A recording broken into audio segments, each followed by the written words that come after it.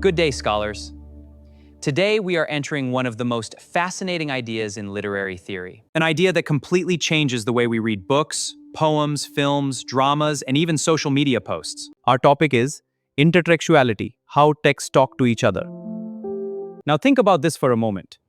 Have you ever watched a movie and suddenly recognized a reference to another film? Have you ever read a poem that echoes the Bible, Shakespeare, Greek mythology, or some earlier literary work?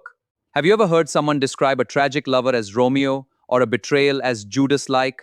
If yes, then you have already experienced intertextuality, because no text exists alone. Every text carries echoes, shadows, fragments, and memories of other texts. Literature is not an isolated island, it is a conversation across centuries, a giant network of voices speaking to one another. And today, we will explore what intertextuality means, how it developed, the theories behind it, major critics and thinkers, types of intertextuality, literary examples from classics and modern texts. So prepare yourself for an intellectual journey through one of the most exciting concepts in modern literary theory. Let us begin with the basic definition. Intertextuality refers to the relationship between texts. It means that every text is connected to other texts through references, quotations, influences, echoes, allusions, adaptations, or transformations. The term was popularized by the Bulgarian French critic and philosopher Julia Kristeva in the 1960s. Kristeva argued that every text is a mosaic of quotations. In other words, a literary work is never completely original. It is made from fragments of previous writings, cultural symbols, myths, ideologies, and historical narratives. A novel talks to earlier novels. A poem responds to earlier poetry. A film borrows from mythology, literature, and history. Texts constantly communicate with each other. That communication is called intertextuality. Traditionally, readers believed that literary works were independent creations produced solely by the genius of an author. But 20th century literary theory challenged this idea. According to modern theorists, meaning does not come only from the author. Meaning emerges through relationships between texts. This idea became especially important in structuralism, post-structuralism, deconstruction, and reader response criticism. One of the most influential thinkers was Roland Barthes.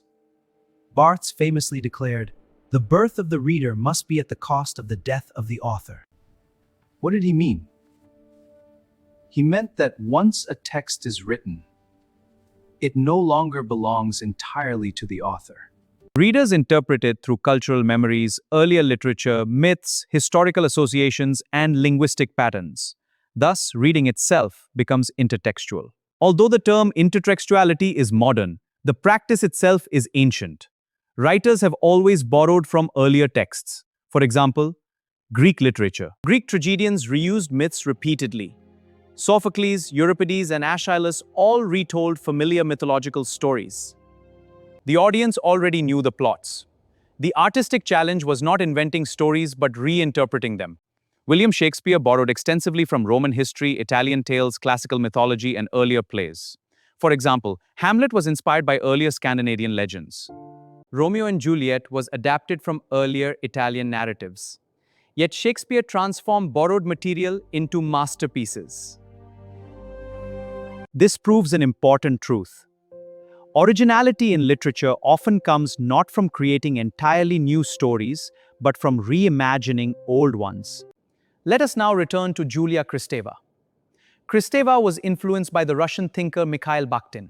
Bakhtin developed the concept of dialogism. According to Bakhtin, language itself is dialogic.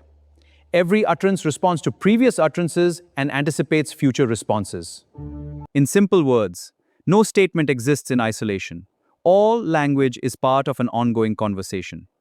Kristeva expanded this idea into literary theory. She argued that every text absorbs other texts. Every text transforms earlier texts. Writing is a process of rewriting. Thus, literature becomes a web of interconnected meanings. Now, let us examine the major forms of intertextuality.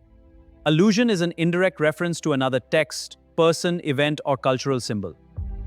For example, when someone says, "He met his Waterloo," this alludes to the defeat of Napoleon Bonaparte at the Battle of Waterloo. Similarly, literary texts often allude to the Bible, Greek mythology, Shakespeare, folklore, and political history. Sometimes writers directly quote earlier texts. For example, modern novels may quote Shakespeare. Political speeches may quote the Bible. Films may reproduce famous lines from classic literature. Parody imitates another text humorously or critically. A parody may mock, challenge, or reinterpret the original work. Many modern adaptations parody fairy tales by turning heroes into flawed characters. Parody reveals how cultural values change over time. Pastiche imitates another style respectfully rather than mockingly. Unlike parody, pastiche celebrates imitation. Postmodern literature often uses pastiche by blending multiple genres and styles together. Adaptation transforms one text into another medium or context. For example, West Side Story reimagines Romeo and Juliet within rival gangs in New York. The original narrative survives but in a transformed social setting. This is intertextuality through adaptation. Modern authors frequently retell classical stories from alternative perspectives. For example, many feminist writers retell myths from women's viewpoints. This allows literature to challenge traditional narratives. Intertextuality became especially important in postmodern literature. Why? Because postmodernism questions originality, authority, fixed meanings, and grand narratives. Postmodern writers deliberately mix genres, historical references, popular culture, mythology, and irony. The result is a fragmented textual world. Intertextuality also changes the role of the reader. A reader who recognizes references experiences richer meanings. For example, if you read Ulysses by James Joyce without knowing Odyssey by Homer, you may miss many symbolic layers. Thus, reading becomes an active process of connection making. The reader becomes a literary detective. Intertextuality is not limited to literature. Cinema constantly references earlier works. Quentin Tarantino's films, for example, borrow from westerns, martial arts films, crime fiction, and pop culture. Similarly, superhero movies often draw upon mythology, comic books, and earlier cinematic traditions. Modern audiences enjoy recognizing these references. Intertextuality creates pleasure through recognition. Today, intertextuality dominates digital culture. Memes, TikToks, advertisements, and social media posts constantly recycle earlier cultural material. A meme only works if audiences recognize the original reference. Thus, intertextuality has become a central feature of internet culture itself. Intertextuality is not always playful. Sometimes it becomes political.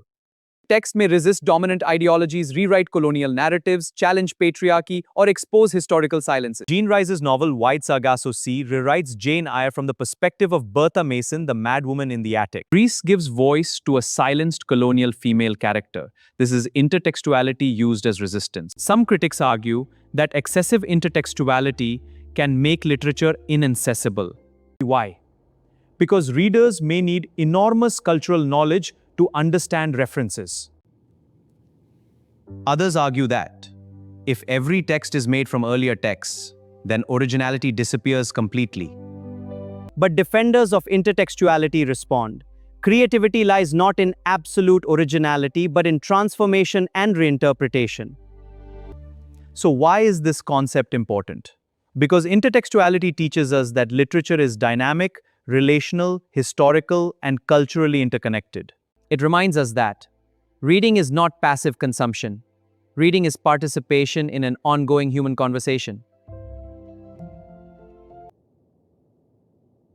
Every text remembers older voices. Every writer inherits traditions. Every reader reconstructs meaning. As we conclude today's lecture, let us return to the central idea: no text stands alone. Every story carries echoes of earlier stories. Every poem contains traces of forgotten voices.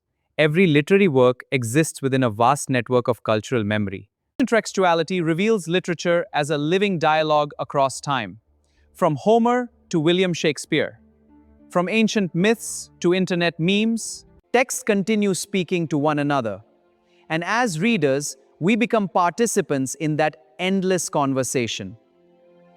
If you enjoyed this lecture, do not forget to like, share, and subscribe for more deep explorations into literary theory, criticism, philosophy, poetry, and world literature. Until next time, keep reading, keep questioning, and keep listening to the hidden conversations between texts. Thank you.